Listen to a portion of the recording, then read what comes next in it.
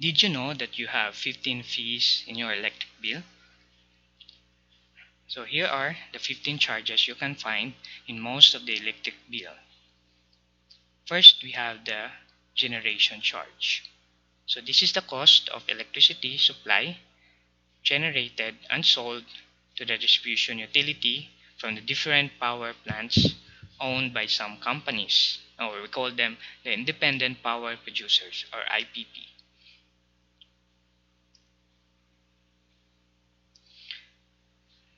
Then we have what we so call the transmission charge. So this is the cost of delivering electricity from the power supplies to the receiving point of the distribution utility.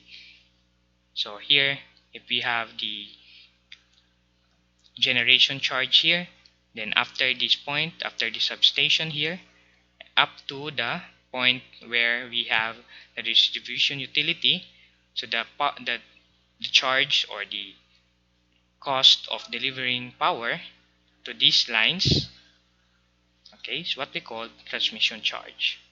Basically, they need also to be paid, otherwise they cannot maintain the lines if there are some extension, for example. Okay, so then there's what we called the system systems loss charge. So basically, this is the cost of electricity used up or lost in the distribution systems for delivering power from DU's receiving point to the consumer's metering point. So we know that the energy or the power in the distribution utilities um, very high. I mean, the energy loss is very high for the distribution utilities because of the higher current and a bit lower voltage compared to the transmission system, and also for the many appliances or devices in the distribution system. So we incurred a lot of energy loss. So this loss is what we call the system loss, and the cause of this is what we call systems loss charge. And then we have the distribution charge. So this is the amount or the cost of distributing electricity from the distribution point after the transmission system to the metering point of the customers. So basically the amount or the expenses of delivering energy, okay, is what we call the distribution charge. So these are the four technical charges you can find in your electric bill. So recall your electric bill's current charges. So this is the breakdown of your energy consumption fees during the most recent billing period. So the four technical charges, okay, you can find it always in your electric bill wherever you are. So we have the generation charge, we have the transmission charge, we have the system loss charge, and we have the distribution charges. So these are the charges incurred in the technical aspect of the power system. And also, it's important to take note that these are the charges that incur much in your electric bill, meaning if you have your bill, more than 50% is due to these four technical charges. And then we have other charges other than the four technical fees, and it primarily focuses on the customers.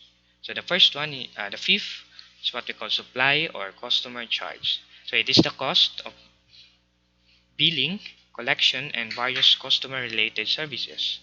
So customer related services like customer support and also the billing, collection, okay? So these are services that need to be paid. And also we have the metering charge. It is the cost associated with measuring the amount of energy consumed, which include the meter installations or maintenance, accessories, and meter reading. So this is part of the cost. Also covers those personnel who will go to your houses to read the meter of your energy consumption. Then we have the Lifeline subsidy discount. So most of the places, they have some laws that remove interclass subsidies, but except for the marginalized or low income residential users. So if you, for example, here the Lifeline subsidy is around 100 kilowatt hours. So if you consume less than this, for example, less than 20 kilowatt hours, so you will get 100% discount on the generation, transmission, distribution system loss charge, supply charge, and metering charges. Okay, but this is very low that you cannot get 100% discount. So somewhere typical is around these um, consumption every month. Okay, so basically the focus of this one is for the marginalized or low income residential users. And then we have the Lifeline rate discount. So this covers the aid or subsidy given to marginalized customers. So basically this is the same as the previous one. Okay, and we have the currency exchange rate, okay, adjustment. So it is a certain portion of your bill that that adjusts. Okay, it can be positive or it can be negative, or meaning it can be an inflow or an outflow, just for the to to adjust for the devaluation or of the currency that you are in. So for example, your currency is getting lower, or I mean the power value of your currency is lower, then you will have more charge for this adjustment. Then we have the Power Act reduction. So the government may mandate to reduce the rates for residential customers by a certain amount per kilowatt hour. So in some place, for example, 30 centavos per kilowatt hour is discounted for residential customers. So, and some other places, they have other laws.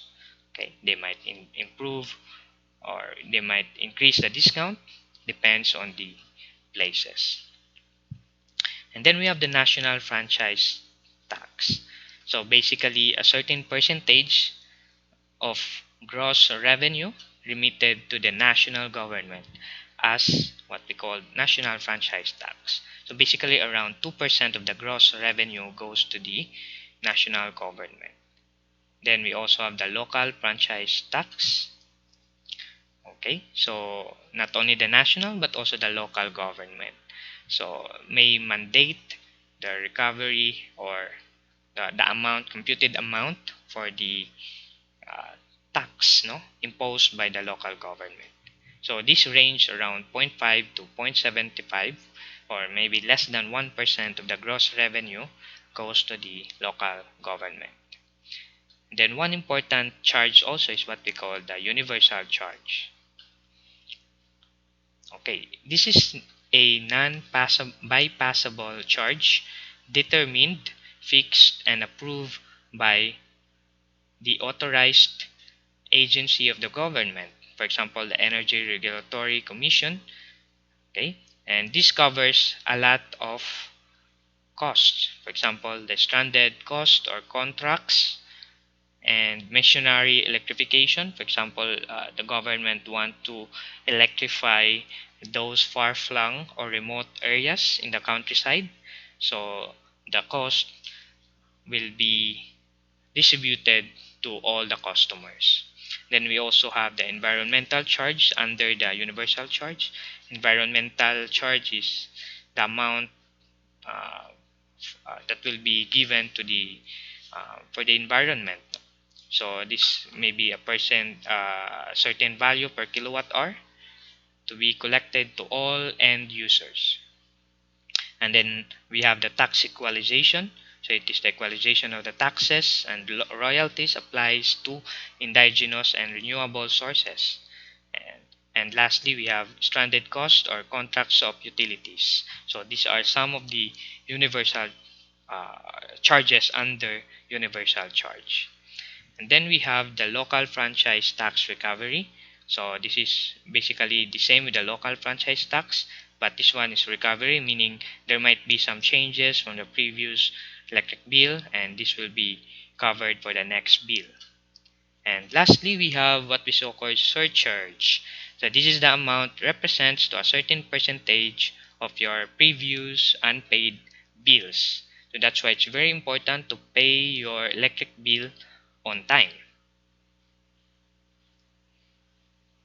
That's it. So these are the 15 charges that you will find in your electric bill. So it's very important to know these things so that you will know how to save energy or energy consumption, and also to understand which part of your energy, which part of your electric bill incur a lot or higher. Okay, so that you will not easily blame those who are in some of the technical, for example, technical systems. So for example, if you have higher generation charge, then you don't blame the distribution utilities. Okay, so yeah, these are the things that you need to learn for your electric bill. Okay, thank you so much for watching these videos, and hope to see you soon.